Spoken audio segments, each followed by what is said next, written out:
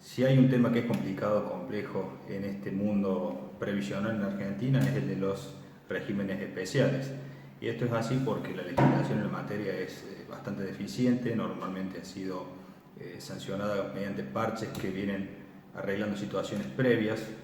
Entonces, para comprender la situación donde estamos hoy tenemos que arrancar desde el principio. Por supuesto, arrancar desde el principio implica dar un pantallazo a lo que es el régimen general, porque, como vamos a ver más adelante, eh, el régimen general influye, por supuesto, en los regímenes especiales.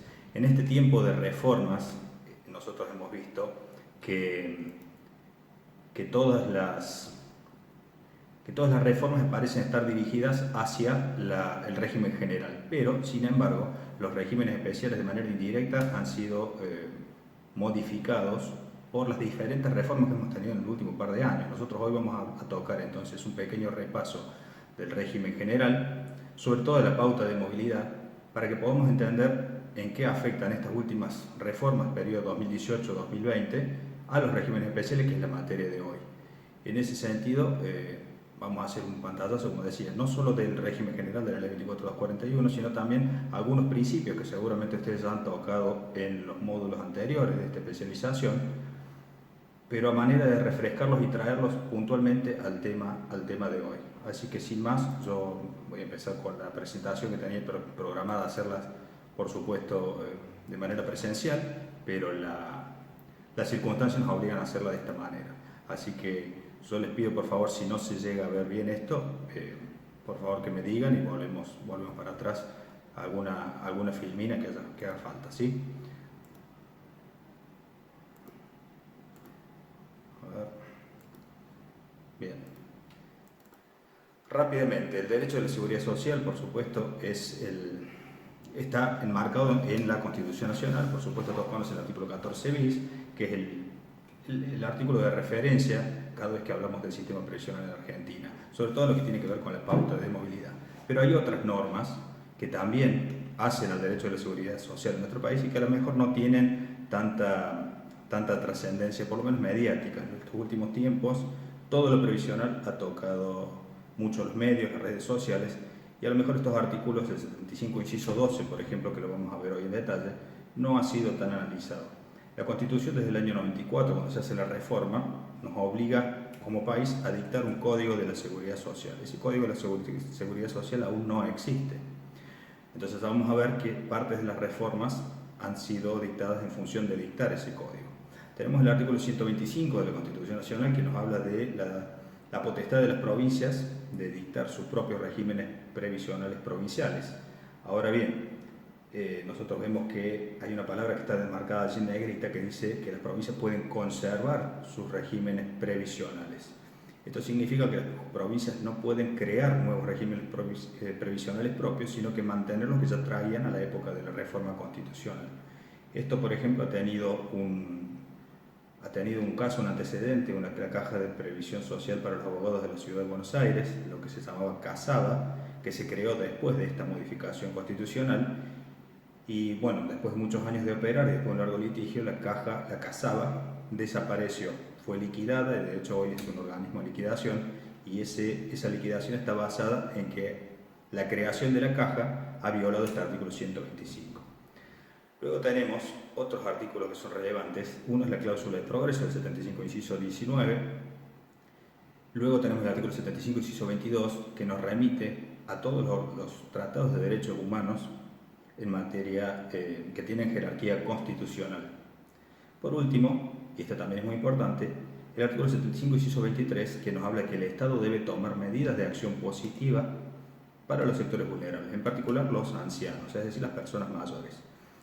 Estas normativas se enmarcan también con otros tratados que no tienen jerarquía constitucional, como por ejemplo la Convención de la Protección de los Adultos Mayores, que vamos a ver sobre el final de esta presentación. Y todo eso nos va a llevar a la conclusión de que el Estado, en los sucesivos gobiernos de los últimos largas décadas, ha venido violando sistemáticamente estos mandatos constitucionales. Y ya vamos a ver por qué. Rápidamente vamos a repasar los principios que informan a la materia y que vamos a tocar en distintos puntos a lo largo de hoy. La sustitutividad, la proporcionalidad, estos son los principios básicos que seguramente todos, aunque sea por encima, conocen, que se trata de que la jubilación sustituya al salario y por ende debe ser proporcional a los ingresos que tenía el jubilado cuando estaba trabajando. Los derechos de la seguridad social son irrenunciables, solamente podría renunciarse a algún derecho en la materia siempre y cuando sea para acceder a otro derecho de mejor o mayor. Aquí tenemos también dos principios que se han tocado mucho en los últimos tiempos, el de solidaridad y el de universalidad. El de universalidad significa que el Estado debe otorgar los beneficios de la seguridad social para todos los ciudadanos de este país y los residentes, por supuesto. Y ya vamos a ver en qué influye eso en nuestra materia. Luego tenemos la solidaridad. La solidaridad en el último tiempo ha sido materia de análisis desde distintas ópticas, pero en lo específico de la materia hay alguna confusión actualmente sobre la solidaridad que deben tener los jubilados entre sí. En realidad, el principio de la seguridad social de solidaridad se refiere a la solidaridad intergeneracional, es decir, la solidaridad que tienen los activos para subsidiar a los pasivos, para sostener el régimen jubilatorio de los pasivos, y la solidaridad intergeneracional, es decir, que el régimen debe ser sustentable para hoy y para el futuro, para las generaciones venideras. Las recientes reformas se enmarcaron en un concepto de solidaridad que no es precisamente este concepto que yo acabo de dar, sino que se enmarca dentro de un concepto de solidaridad entre jubilados.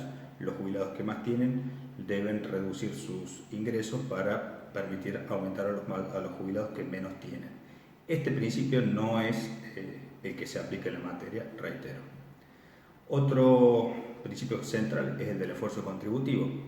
Nosotros vamos a ver que en los regímenes especiales todos hacen un mayor esfuerzo contributivo y por ende tienen derecho a mejores saberes. Ese mayor esfuerzo contributivo significa que hacen mayor aporte personal y los aportes personales se hacen sin límite, sin base imponible máxima. Entonces, esto es un elemento clave para diferenciar de por qué un jubilado de un régimen especial cobra tanto en relación a uno del régimen general que cobra tan poco.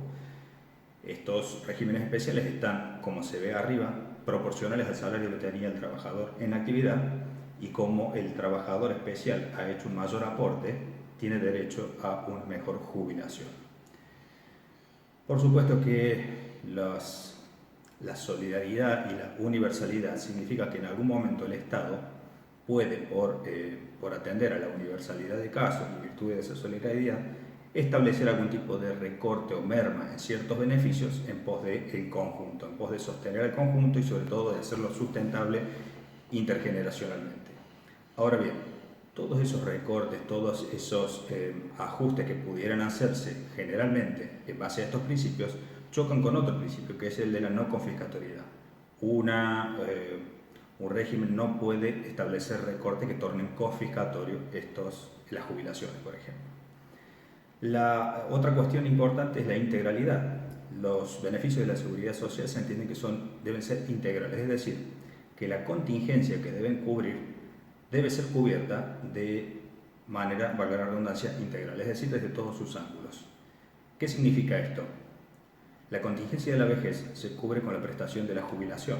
Ahora bien, solamente con el aporte dinerario que implica la jubilación no se cubre la contingencia de la vejez en su integralidad o en todo su espectro. Se necesita también, por ejemplo, la cobertura de la obra social. Bueno, a eso se refiere la integralidad, que una contingencia, ya vamos a ver cuáles son, sea cubierta desde todos sus ángulos. Vimos también hace un ratito el artículo 14 bis de la Constitución Nacional, que habla que las jubilaciones y pensiones son móviles. La Constitución no establece ninguna fórmula de movilidad, eso queda, por supuesto, para la autoridad de aplicación definirla cuando lo considere oportuno a través de una ley del Congreso. Lo que debemos dejar claro en este momento es que no existe entonces una garantía a la inmovilidad de la fórmula de movilidad que se aplique, valga la figura. La fórmula de movilidad puede cambiar.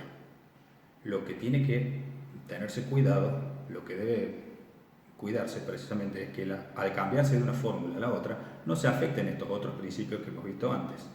Y precisamente esos principios han sido afectados, como ya vamos a ver, en las últimas dos reformas previsionales, la reciente y la anterior.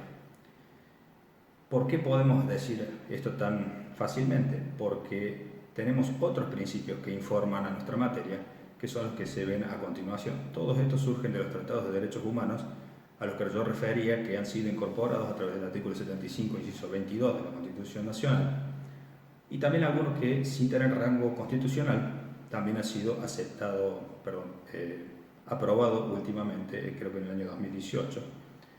Entonces tenemos un montón de tratados que nos informan de estos principios. La progresividad significa que un Estado debe progresivamente avanzar hacia el otorgamiento de cada vez mayores derechos en el área de la seguridad social. Y una vez que llega a determinado nivel de protección o de cobertura, no puede volver para atrás. Entonces la progresividad tiene su anverso en la no regresividad.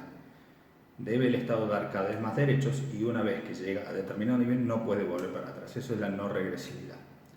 Luego tenemos dos principios que son el pro homine y el de vulnerabilidad. Por supuesto que el pro homine surge del fallo Aquino, que habla que todas las interpretaciones de las normativas vigentes deben hacerse en favor de la persona humana. Entonces, cuando hay una duda en la interpretación, el alcance de una normativa, siempre ha de estarse de aquella que proteja con mayor completitud los derechos de una persona. En este caso, una persona que además es vulnerable. Y ahí surge el otro principio.